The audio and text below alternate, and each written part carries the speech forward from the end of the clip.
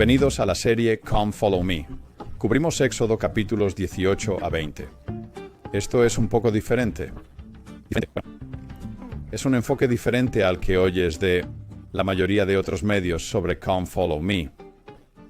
Comienza el capítulo 18. Jetro y Moisés. Y generalmente entendemos esto como un principio de delegación. Esto va mucho más allá de un simple principio de delegación. Se trata del sacerdocio, y debe ser entendido como algo que se relaciona con el sacerdocio. Empecemos en el versículo 1 y veamos qué hay.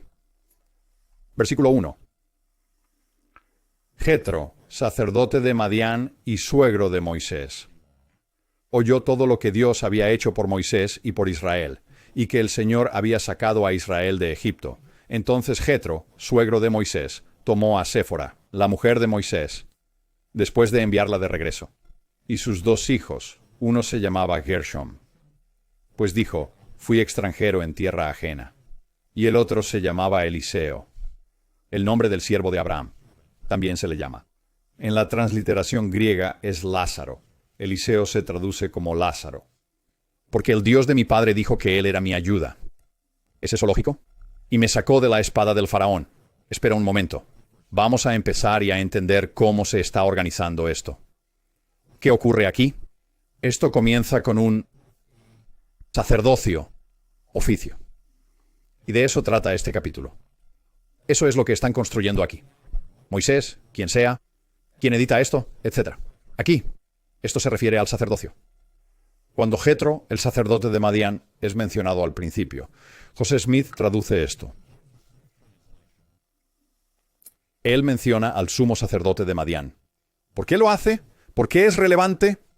Bueno, otra vez, creo que lo que José Smith también está implicando aquí, o el Señor, como quieras verlo, es que esto se centra en este puesto del sumo sacerdote. Esto es sobre el sacerdocio. Este capítulo trata de eso.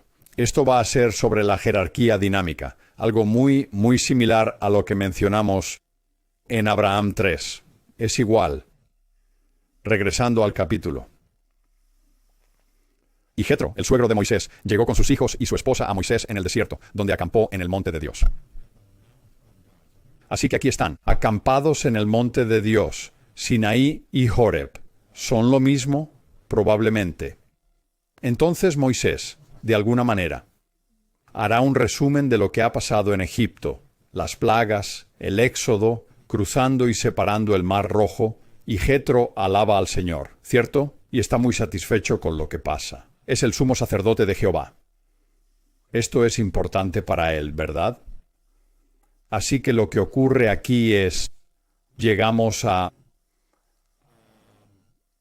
en el verso 12, Jetro, suegro de Moisés, presentó ofrendas quemadas y sacrificios a Dios siendo sacerdote. Y Aarón y los ancianos de Israel fueron a comer pan con el suegro de Moisés ante Dios. Está bien, para. ¿Qué estamos sacando de esto? Aarón. ¿Ya tiene un sacerdocio aquí? Creo que sí. ¿Y los ancianos de Israel son solo aquellos que lideran cada tribu? ¿Hay algún sacerdocio aquí? No lo sé.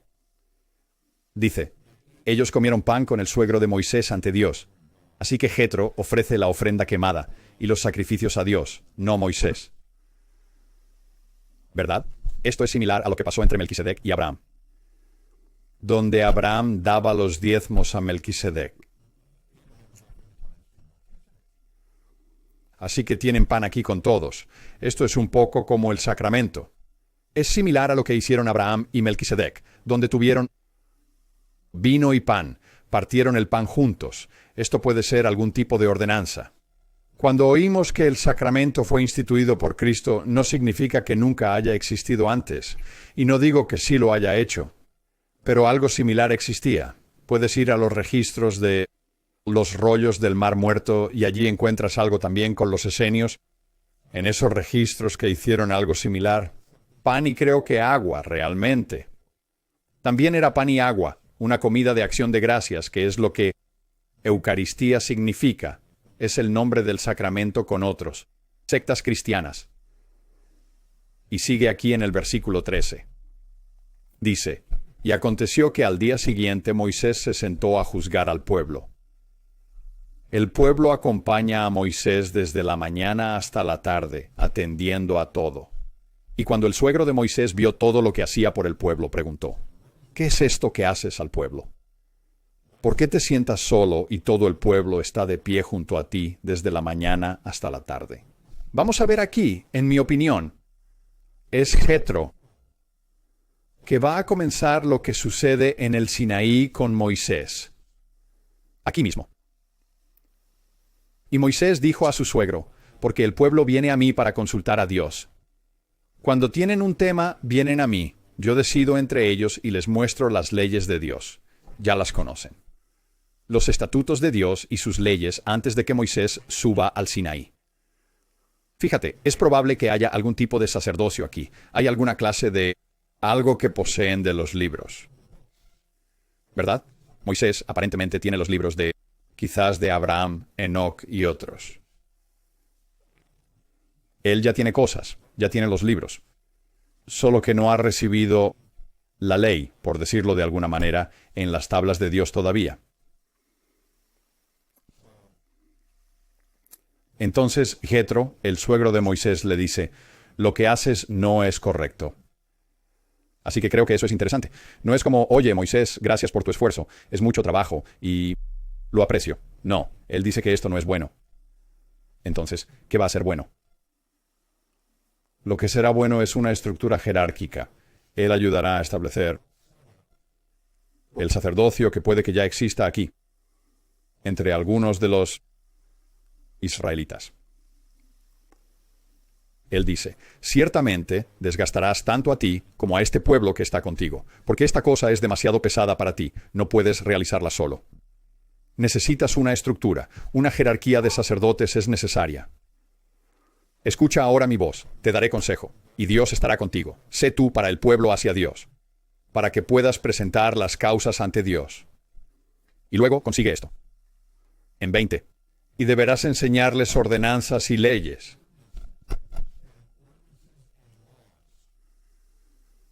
Y les mostrarás el camino que deben seguir y el trabajo que deben realizar. Para mí, esto significa ayudar. Sí, tiene las leyes. Es posible que ya tenga algunos libros. Tal vez Jetro se los dio.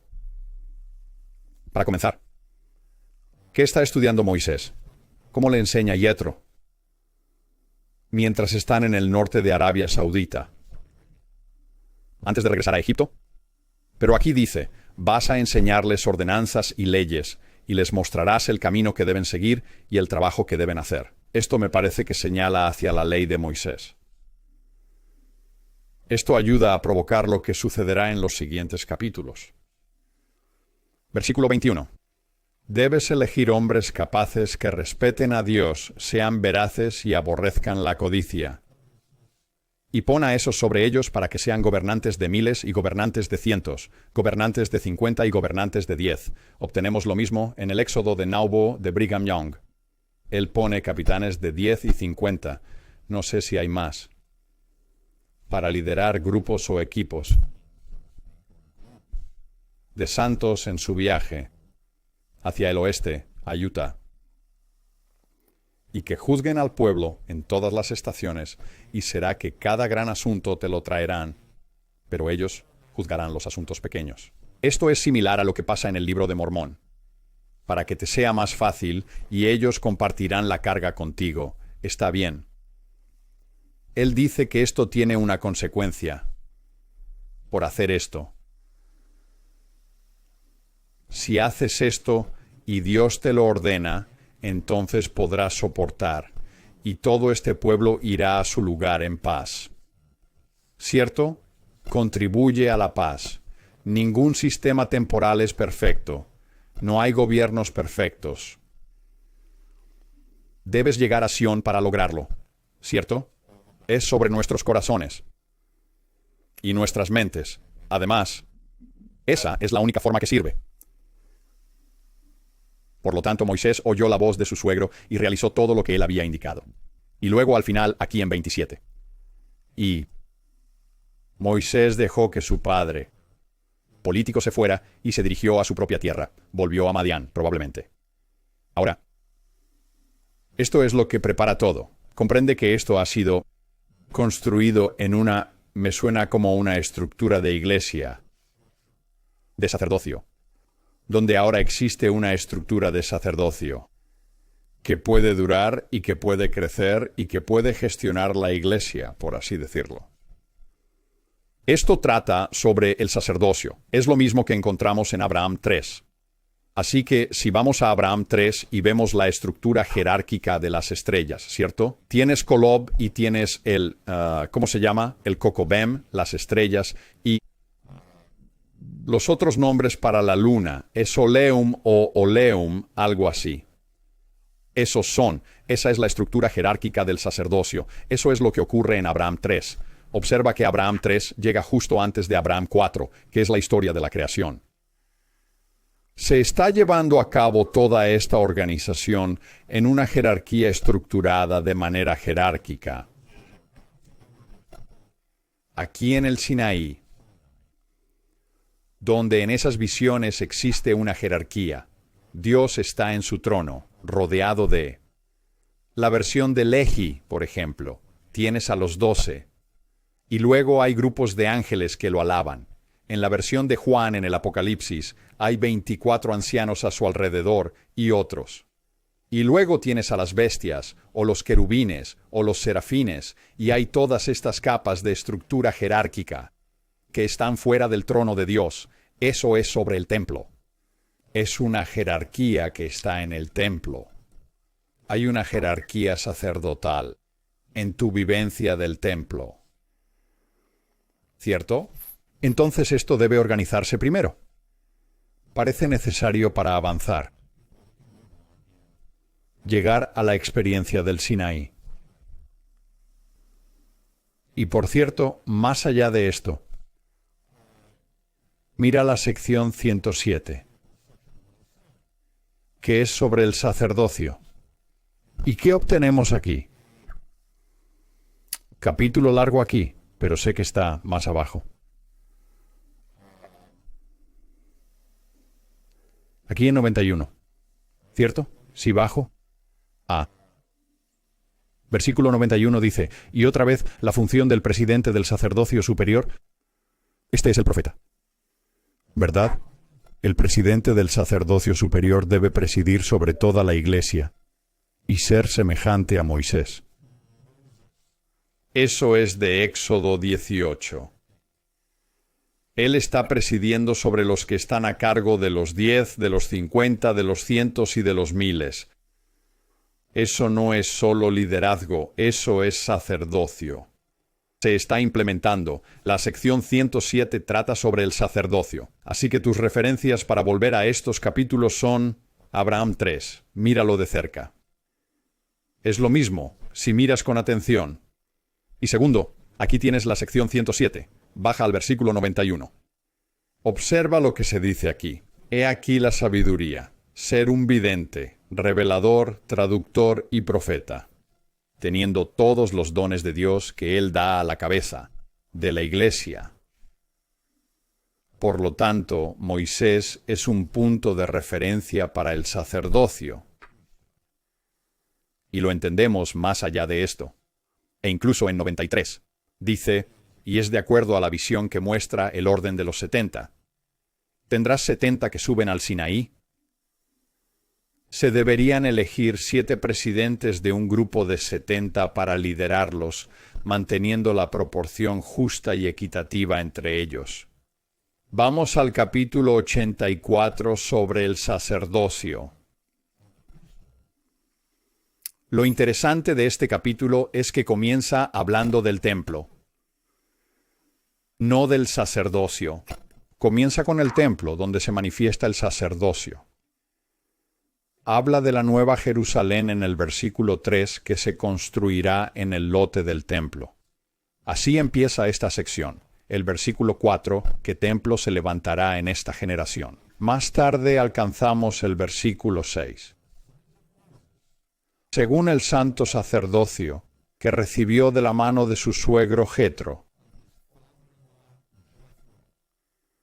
Este es otro punto de anclaje aquí para el Sinaí. O puedes verlo al revés. La sección 84 se conecta con la experiencia de Moisés en el Sinaí, con Jetro otra vez.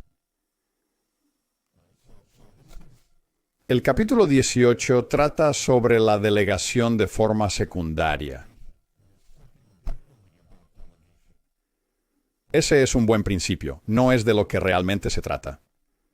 Se trata de delegación, pero el principio principal es el sacerdocio. Eso. Lo que creo. Y volveremos a la sección 84. Estamos en la cima del Sinaí y revisamos las leyes, las altas y las bajas, porque, amigo, simplemente revela tanto sobre lo que está sucediendo aquí con el Sinaí. Y las leyes superiores e inferiores y los sacerdocios de Melquisedec y Aarón. Bien, ahora podemos ir al capítulo 19. Y dice aquí en el mes 3. No estoy seguro sobre la parte histórica de esto o las fechas secuenciales. Pero puedes observar en el tercer mes, cuando los hijos de Israel salieron de la tierra de Egipto. Esto es antes de que acamparan donde están en el monte, el mismo día que llegaron al desierto de Sinaí. Porque partieron de Refidim y llegaron al desierto de Sinaí, acampando en el desierto, y allí Israel se acampó ante el monte. Está bien, así que está volviendo un poco aquí en el versículo 19. Y volviendo a donde están, donde acampan frente al monte. Ahora nota al final de este versículo. De este versículo 2 dice que allí Israel acampó frente al monte. ¿Qué tienes aquí? ¿Qué es el campamento? El campamento es... Las carpas son las casetas en el campamento durante la festividad de los tabernáculos.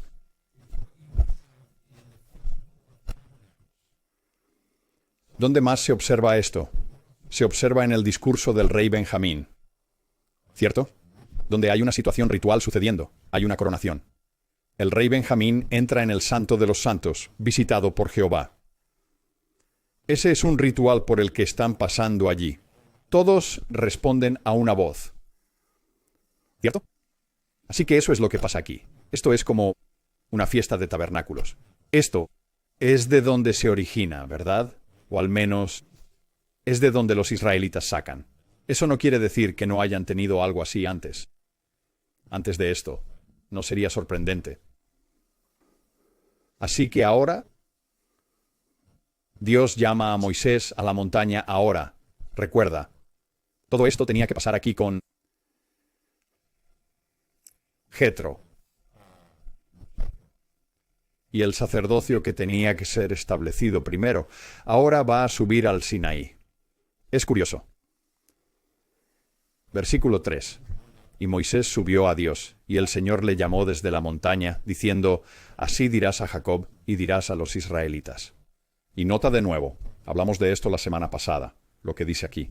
Y Moisés subió a Dios. Hay la ley inferior.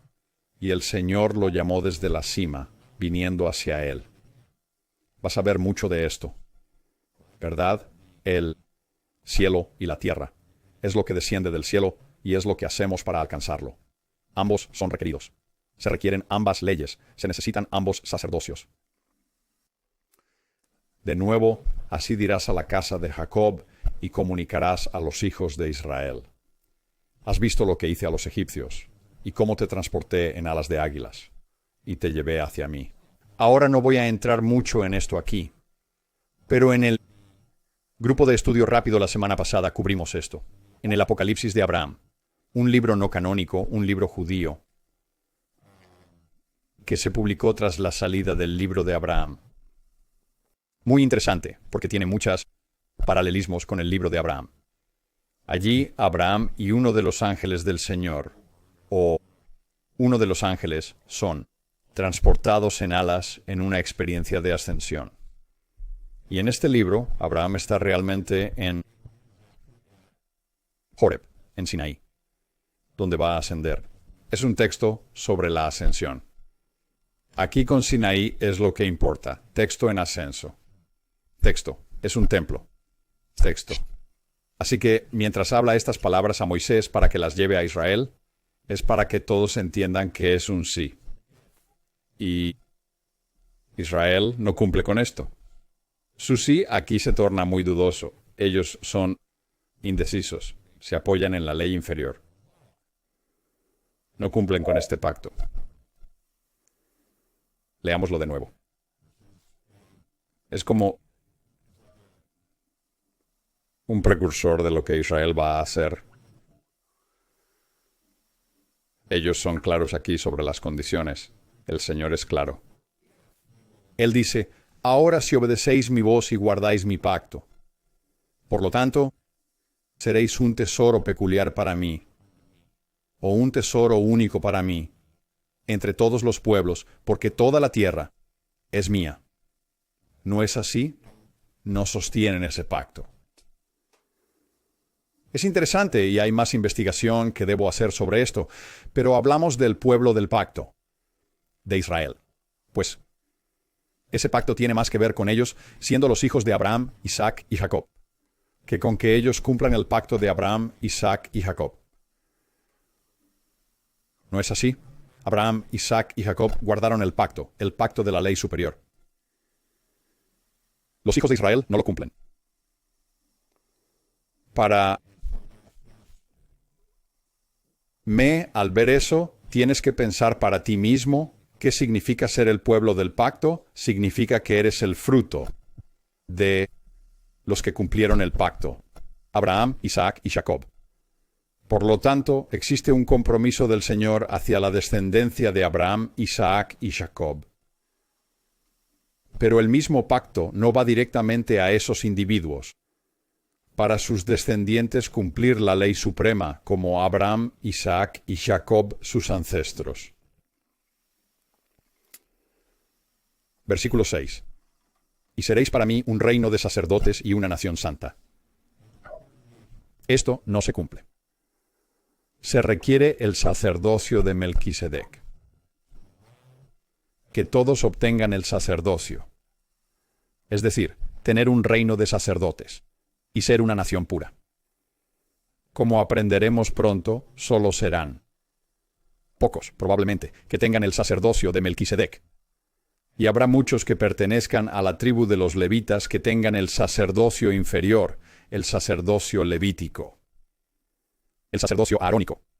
Podríamos decir al menos los hijos de Aarón que serán sacerdotes.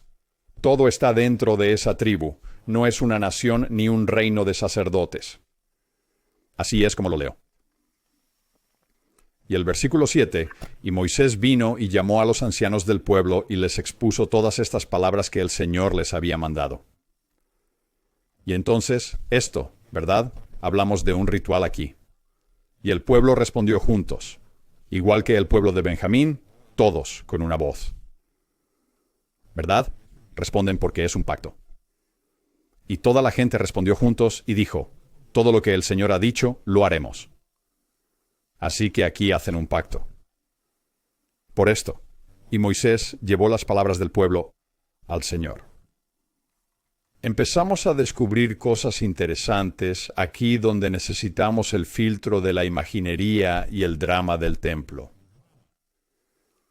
En el 9, el Señor le dijo a Moisés, vengo a ti en una nube espesa, eso para que la gente escuche cuando yo te hable y te crea para siempre. Y Moisés dijo al Señor las palabras del pueblo. Y el Señor dijo a Moisés, ve al pueblo y santifícalos hoy y mañana, y déjalos lavarse. Sus vestiduras, esto es antes de ascender al Sinaí, tendrán un lavado. Y en el verso 11, estén preparados para el tercer día, porque el Señor descenderá ante todos en el monte Sinaí. A la vista de todo el pueblo, ¿verdad? De acuerdo, así que aquí entendemos esto, y no sé si esto es exactamente literal o no. Pero es ciertamente simbólico. He hablado de la muerte en las Escrituras, que a menudo no significa muerte física, sino muerte espiritual. Es juicio. Bien, es juicio. Recuerda eso mientras leo esto. Verso 12. Y establecerás límites al pueblo alrededor, diciendo, tengan cuidado de no subir al monte. o tocar su borde. Quien toque el monte será condenado a muerte.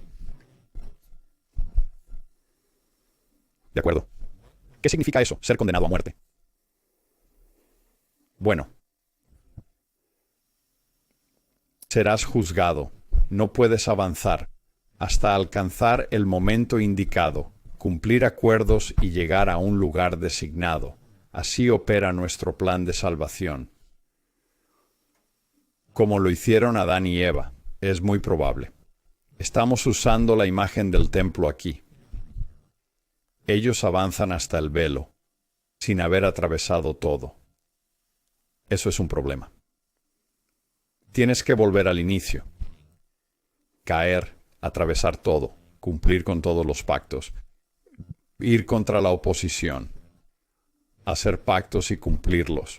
Luego puedes ver el velo y mirar a Dios.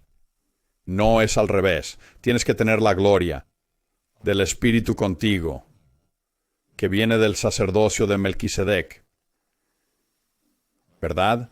Para que puedas vivir la experiencia del templo o la experiencia de Sinaí y ver a Dios al final allí, pasar por el velo y ver a Dios. Eso es lo que es esto. 13. Continúa. No debe tocarlo ninguna mano, sino que será apedreado o atravesado. Ya sea bestia o hombre, no vivirá. Cuando suene la trompeta larga, subirán al monte. Está bien. Moisés desciende y hace que todos se laven. Y luego, en el versículo 16, al tercer día por la mañana hubo truenos y relámpagos y una nube densa sobre el monte. Y la trompeta sonaba muy fuerte, de modo que toda la gente en el campamento tembló. Correcto. Así que existe miedo de ir a Dios aquí. Hay temor de ir a Dios. Ahora regresa a la experiencia del templo. ¿Qué significaría eso en una experiencia del templo? Tienes un gran temor que te impide ver a Dios en el velo. ¿Qué va a ocurrir? No lo vas a atravesar. No vas a pasar por todos los pactos.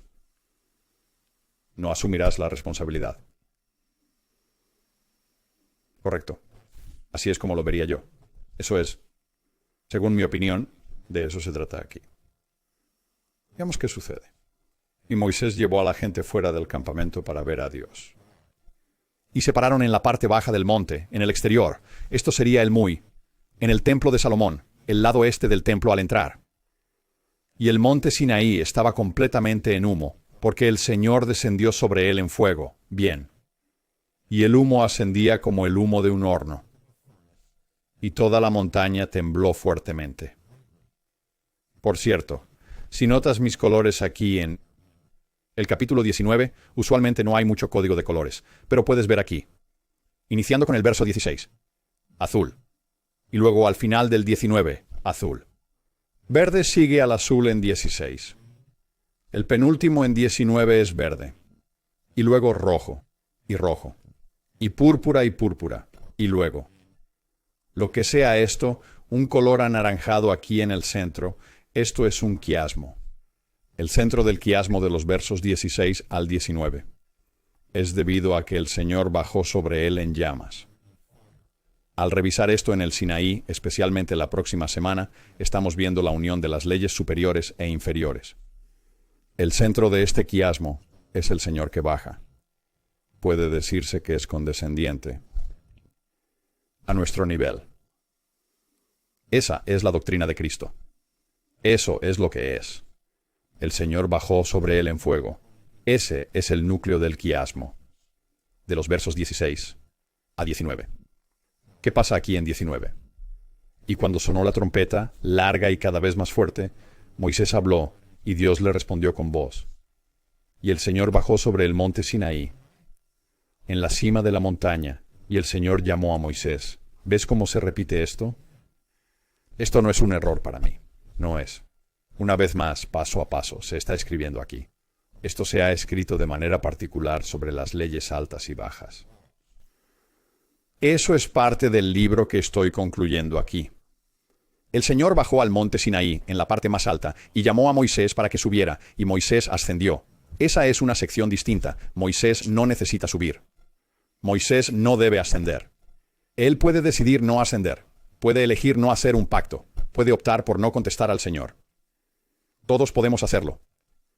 Nadie debe ir a la cima de Sinaí si no lo desea. Y el Señor dijo a Moisés: baja. Ordena al pueblo que no se acerque al Señor para mirar, y muchos de ellos perezcan.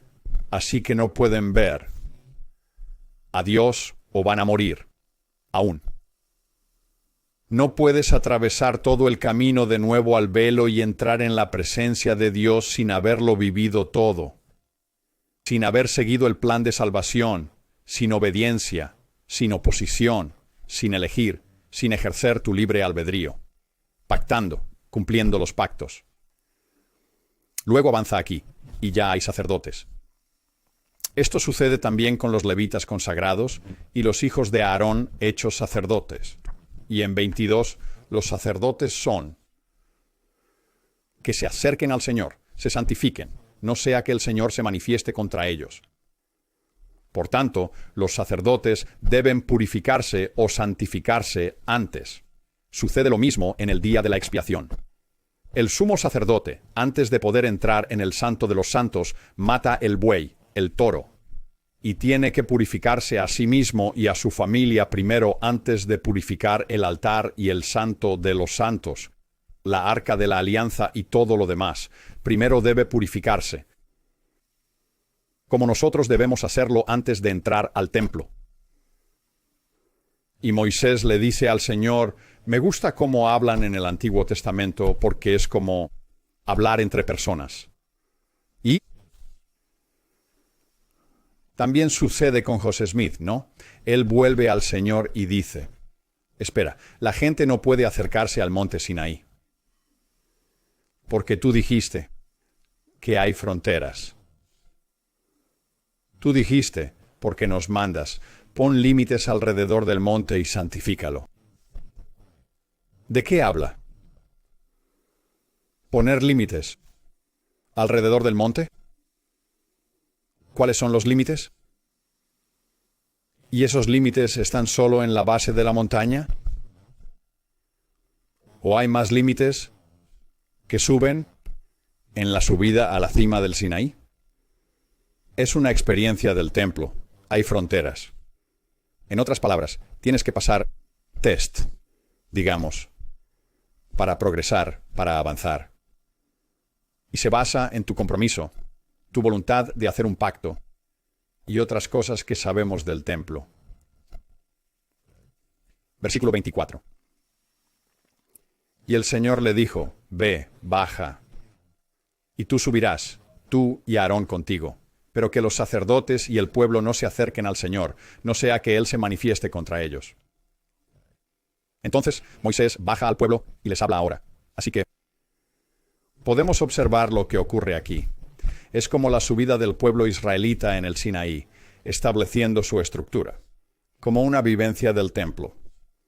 Y luego nuestro último capítulo aquí en 20. Una vez más, todo esto solo prepara para la experiencia de Moisés en el Sinaí, con las leyes, y las leyes más altas y más bajas. Entonces el 20 llega y dice: y Dios dijo estas palabras: yo soy tu Dios, y te he sacado de la tierra de Egipto, de la casa de servidumbre. Está bien, así que piensa en esto. Te habla, ¿verdad? Te están hablando. El Señor te habla aquí. Has sido liberado de Egipto debido al sacrificio de Jesucristo. Te han brindado la oportunidad de atravesar el desierto, la wilderness, que es la mortalidad, y decidir lo que quieres. Y esas elecciones, si aceptas la responsabilidad de los pactos, en cómo vivirás, te permiten ascender cada vez más alto en la montaña, hasta que veas la cara de Dios. Esto es sobre ti. Esto es sobre un templo. Vivencia. De nuevo, verso 2. Yo soy el Señor tu Dios, que te he sacado de la tierra de Egipto, de la casa de servidumbre. ¿Por qué dice eso? ¿Qué quiere decir? preparándote para subir aquí.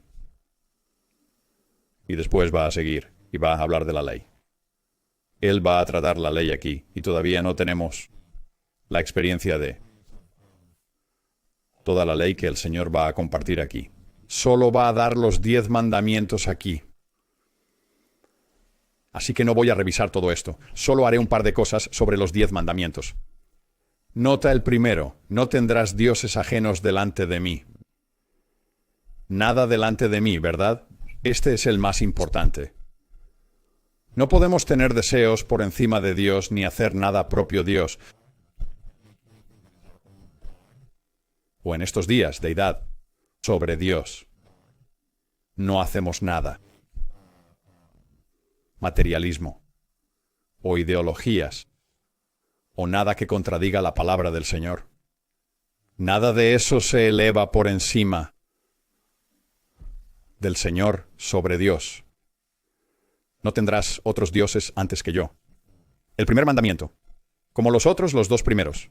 ¿Cuáles son los 2 mandamientos más importantes que el abogado pregunta? Jesús. No. Ama al Señor tu Dios con todo tu corazón, fuerza, mente y alma. ¿Cierto? Y el segundo es similar. Luego pasas a tu comportamiento con los demás, amando a tu prójimo, como a ti mismo. Y esa fue una charla que dio el elder, creo que fue Christofferson en BUU, que es excelente. Y habla de esas 2 cosas. Y lo que está sucediendo hoy es que estamos invirtiendo eso.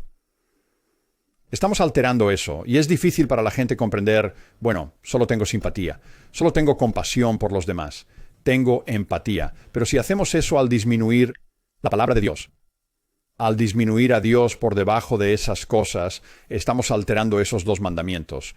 Y creo que ese fue el tema en esa charla, en esa intervención del foro.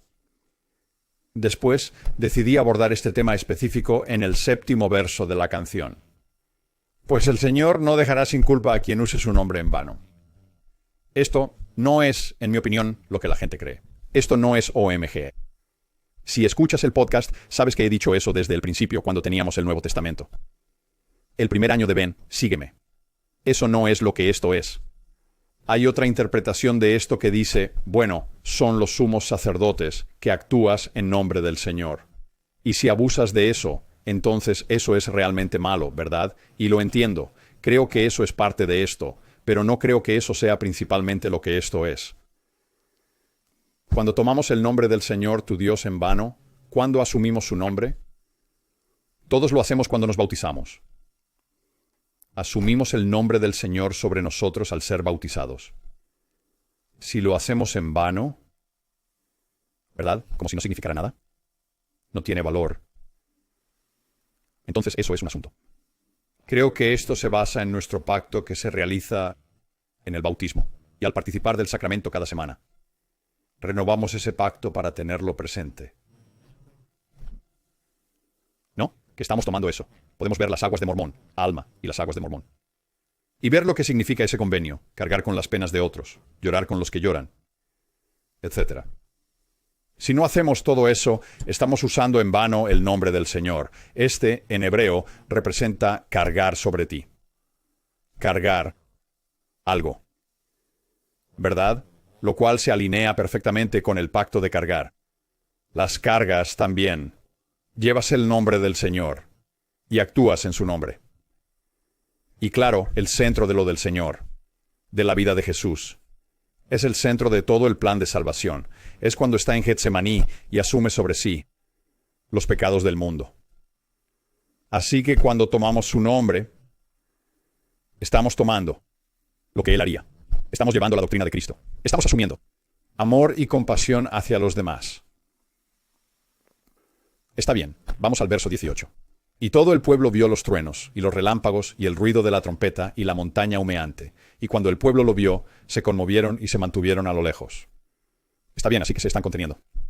Y le dijeron a Moisés, habla tú con nosotros, y escucharemos. Escucharemos. Dios, no nos hables, no queremos morir. Está bien, saben que van a morir si no cruzan los límites. Deben poder atravesar los límites al estar preparados, ser obedientes y hacer compromisos y convenios. Eso no va a pasar. Vas a ser juzgado. Esto es lo que les sucede a Adán y Eva.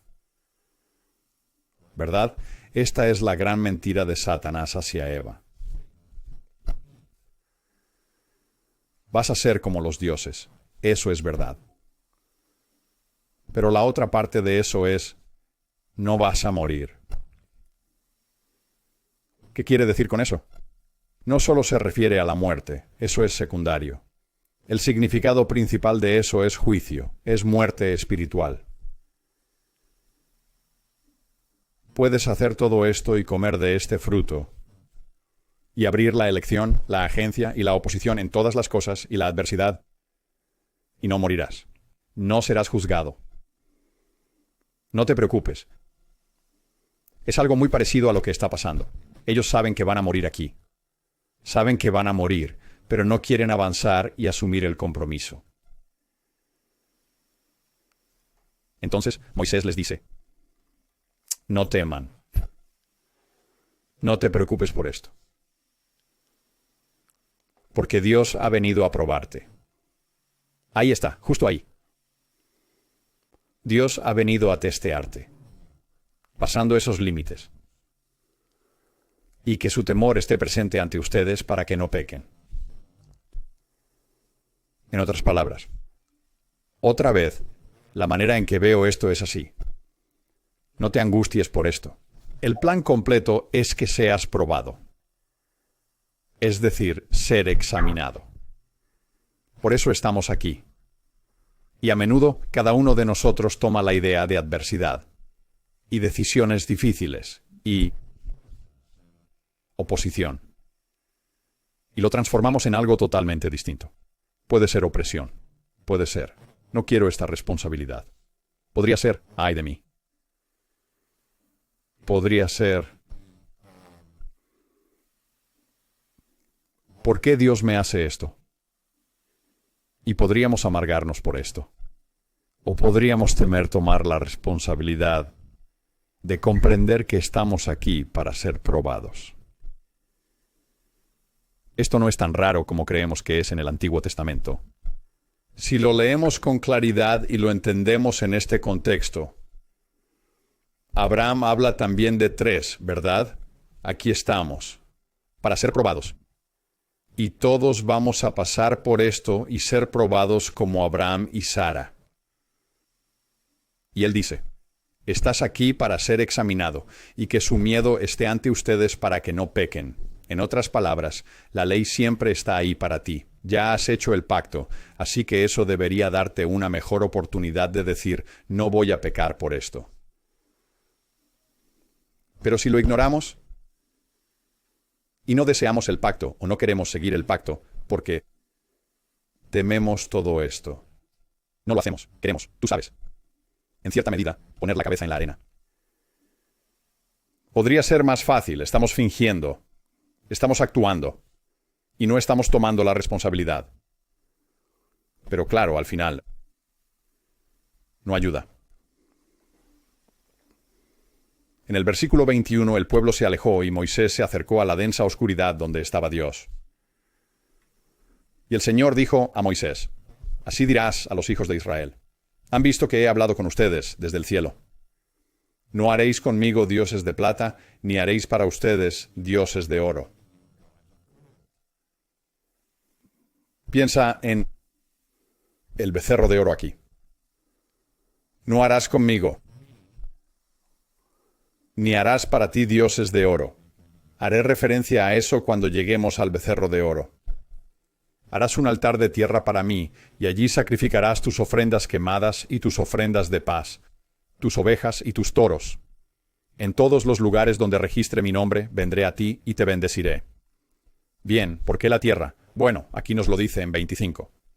Si vas a hacerme un altar de piedra, no lo construirás de piedra labrada. Si alzas tu herramienta sobre él, lo contaminas. ¿Por qué lo haces? Porque se hace por el hombre. Es un símbolo. El altar es en lugar de un ídolo, digámoslo así. O un ídolo para otros es un reemplazo de el altar de Dios. En vez de un ídolo, hay un altar. Y si tú no todos los altares son así, en el templo, pero sí, harás un altar a menudo, y no sé exactamente las condiciones para esto, pero no puedes hacerlo con tus manos. Más que ponerlo, no puedes tallar la piedra, porque debe ser Dios, debe ser hecho por Dios. Es una representación de que esto proviene de Dios, y no del hombre. ¿Cierto? Es la misma idea que vemos en el sueño de Nabucodonosor, con la piedra que está rodando, ¿verdad?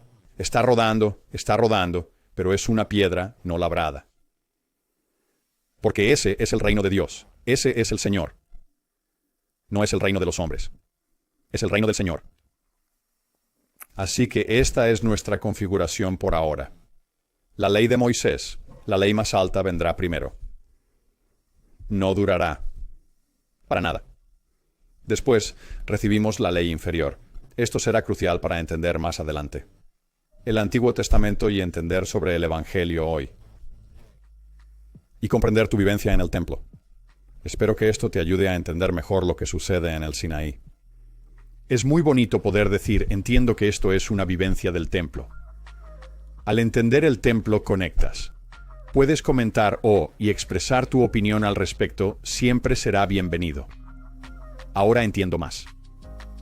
Mi experiencia en el templo no es solo algo que tal vez no entienda mucho, sino que realmente me informa. Para que pueda recibir ayuda en la comprensión de las Escrituras. De esa vivencia. Gracias por oírme.